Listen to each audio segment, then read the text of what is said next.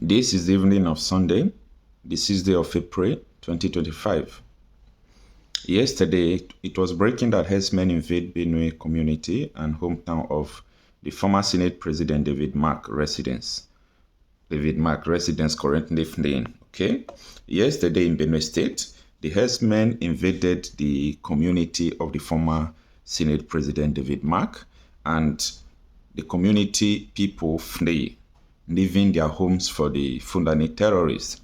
The other day, it was a Gowon's community, the Gowon community, and as I speak to you now, the living bodies in Gowon's community, I think majority of them are animals. I'm sorry to, use animals in place of human beings, but that is the reality, and that is what we are seeing in Nigeria right now.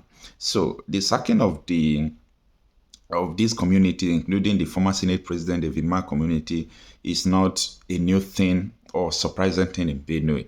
If you are in Nigeria or you have been following news about insecurity, you would understand that the Benue State, Plateau State, these are the major areas where the ethnic cleansing is going on. All right. Fleeing with their luggage. What we met was nothing but the definition of sadness. People left with severe injuries. An abandoned child whose mother was killed. I was waiting to hear what is going out.